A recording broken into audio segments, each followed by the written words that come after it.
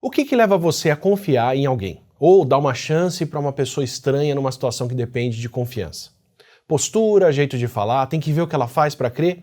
E se eu disser que a beleza dessa pessoa conta muito? E se eu disser que conta muito mais do que parece, ao ponto de pessoas mais bonitas estarem em vantagem em todo tipo de oportunidade? E antes de falar sobre vantagens sociais da beleza, esse vídeo aqui tem o apoio da Surfshark, que é o serviço de VPN que traz vantagens concretas para você acessar o conteúdo que você quer enquanto mantém a sua privacidade.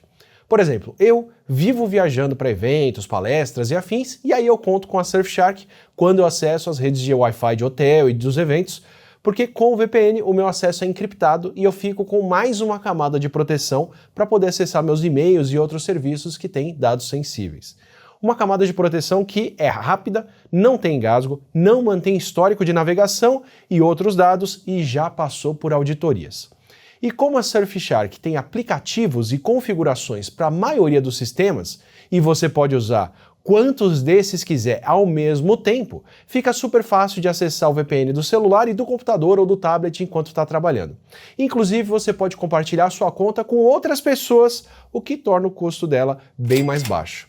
E a Surfshark tem outras formas de proteger você além da VPN. Assinando o Surfshark One, além de VPN e de uma ferramenta de busca com privacidade, você ainda tem o Alert, que é um serviço que avisa você se algum de seus dados pessoais, como usuário, senha, e-mail ou outros dados foram vazados de algum serviço que você usa. Assim você pode trocar, por exemplo, o usuário e senha dos outros serviços para não ter risco de invasão, por exemplo. Lembrando que se você usar o Alternative ID, você ainda pode preencher os sites que pedem e-mail, nome e outras informações sem revelar os seus dados reais e aí você mantém eles protegidos. Se você quiser comprovar o que eu estou falando, escaneie o QR Code que a gente tem aqui na tela e testa a Surfshark sem prejuízo, já que se você não gostar do serviço, eles dão 30 dias com devolução do seu dinheiro garantida e se você aproveitar o nosso cupom ATILA, você vai ter 4 meses grátis de assinatura. Aproveita para conhecer e garantir a sua privacidade com a Surfshark. O nosso cérebro é capaz de feitos incríveis, mas também é um órgão que precisa ser eficiente com a energia que gasta, responder rápido o suficiente para a gente poder lidar com o mundo ao nosso redor, inclusive decidindo se a gente confia ou não naquele estranho, querendo vender o Cristo Redentor a um precinho camarada e por aí vai. Então a gente tem uma série de atalhos mentais, de algoritmos, se for para usar o termo que está mais em voga hoje em dia, que ditam respostas que podem ser práticas, que economizam tempo e energia, mas não necessariamente são as melhores. Quando esses atalhos nos atrapalham, a gente chama eles de vieses, por exemplo, como vários preconceitos que nós carregamos e usamos direto. Um desses algoritmos foi revelado com um experimento super simples, mas muito interessante. Em 1974, 2 professores aproveitaram os alunos de graduação como cobaias que deveriam avaliar redações, que poderiam vir em 3 versões, só com o texto com a foto de uma pessoa que não era tão atraente e o texto e a foto de uma pessoa bastante atraente. O julgamento sobre a aparência ficou por conta de um outro grupo de voluntários. Não só a aparência das pessoas foi considerada, como as redações que teriam sido escritas pelas pessoas mais bonitas foram avaliadas como melhores e mais bem escritas. Sim, a avaliação do texto que essas pessoas teriam escrito foi contaminada pela impressão de algo que não tem nada a ver com a escrita, que é a aparência de quem escreveu.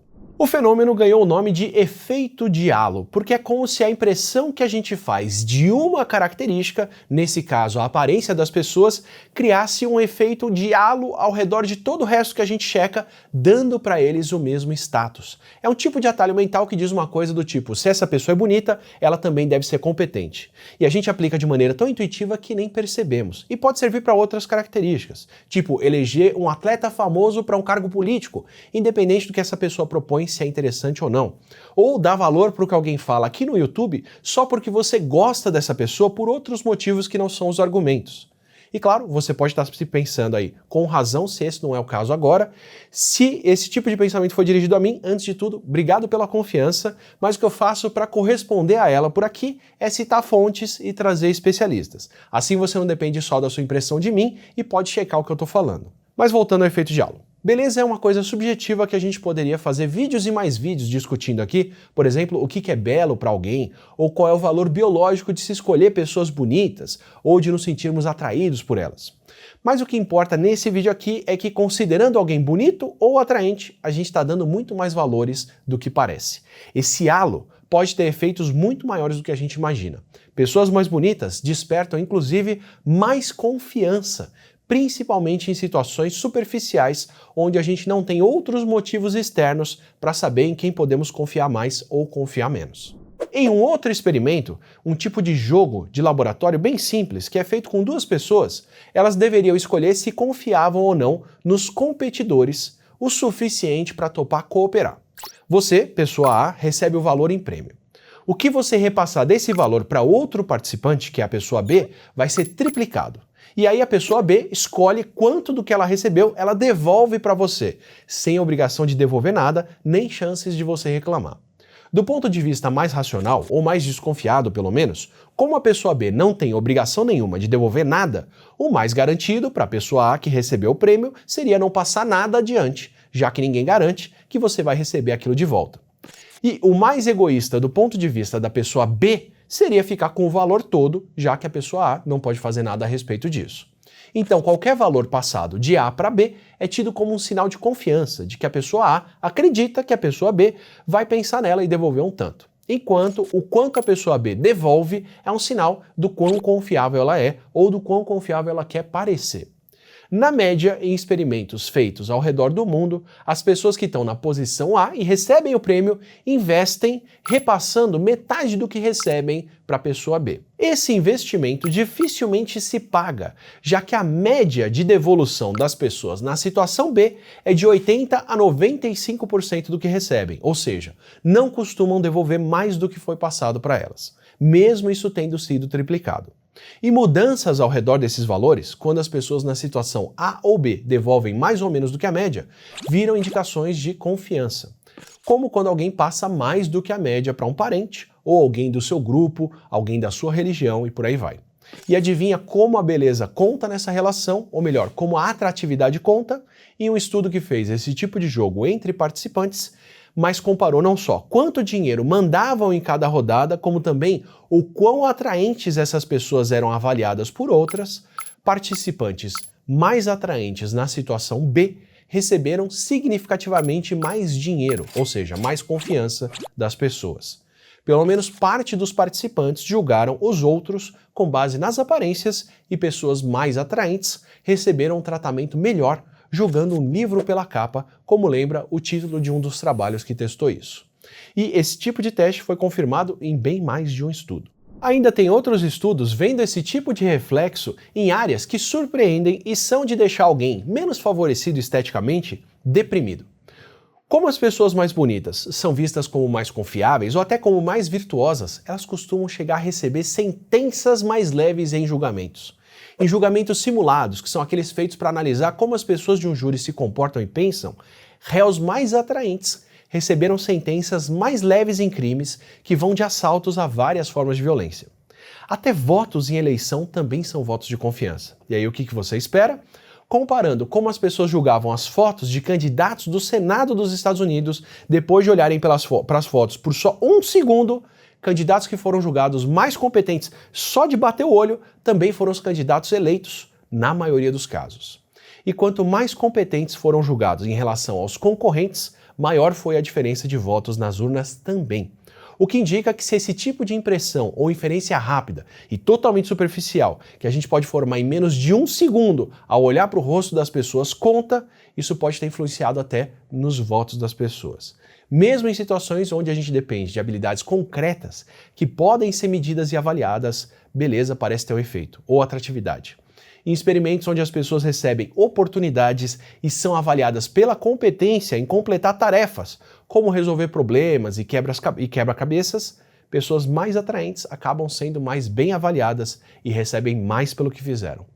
Em parte porque têm mais confiança para fazer as tarefas, e em parte porque entre pessoas com a mesma competência, aquelas mais bonitas são julgadas como mais competentes. e em parte também porque têm habilidades sociais mais bem desenvolvidas e são mais bem recebidas na hora de interagir com outras pessoas para fazer essas tarefas. Até algo simples, como a altura de uma pessoa, está relacionado com ganhos financeiros.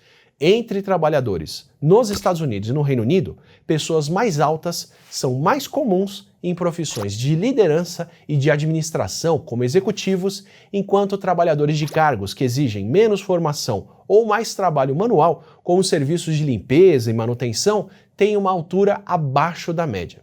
Na comparação desses trabalhadores, 1 centímetro a mais de altura estava associado a um aumento de cerca de 1% no salário da pessoa. E a comparação de longo prazo indica que esses efeitos podem ser cumulativos.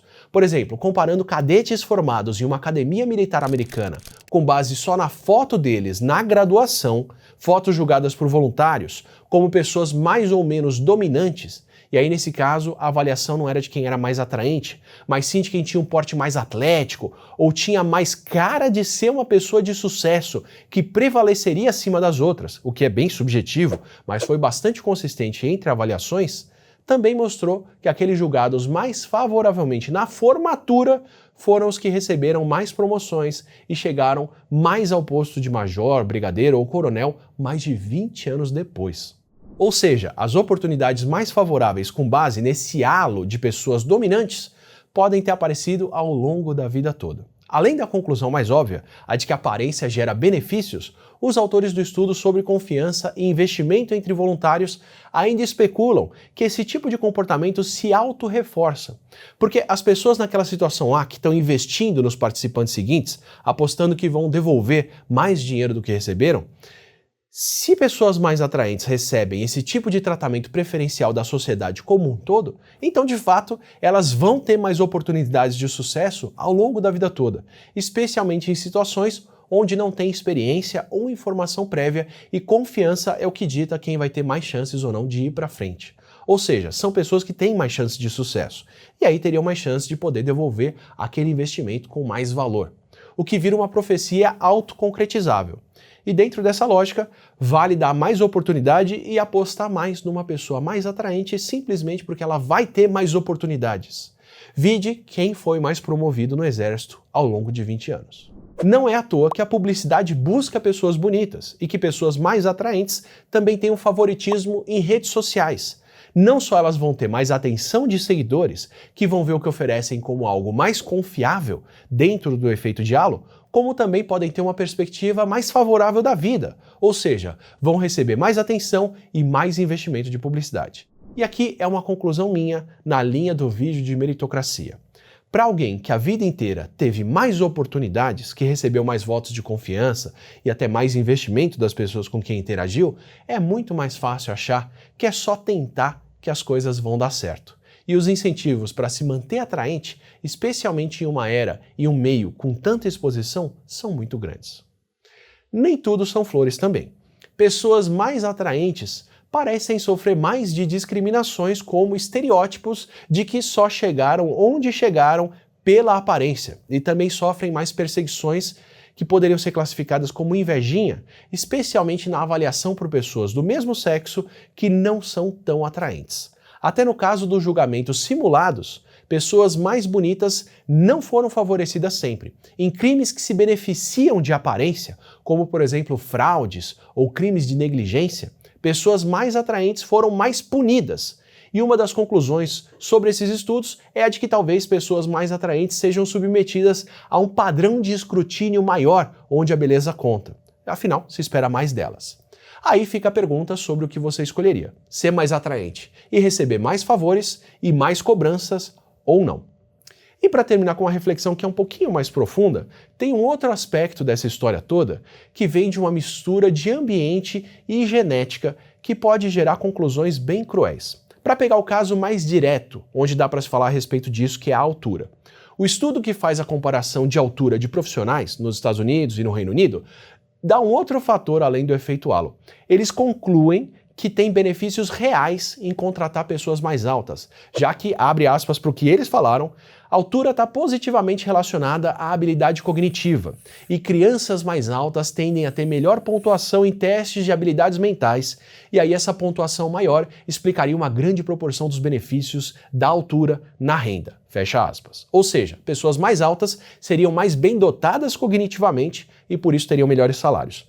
Eu vou deixar de lado aqui a conotação eugenista dessa afirmação, que coloca uma ordem natural de altura como justificativa para esse tipo de situação, e assumir esse tipo de conclusão ignora sequer o fator ambiental. Mas levando isso em conta, levando o ambiente em conta, a nossa altura tem sim uma influência genética muito direta, pessoas mais altas tendem a ter filhos mais altos e o inverso também, só que além disso, já que as pessoas vêm de uma situação econômica melhor, elas também tendem a ter uma nutrição e um desenvolvimento físico melhor. Pelo mundo todo, onde condições de saúde melhoram, as próximas gerações são mais altas do que as dos pais, incluindo aqui no Brasil.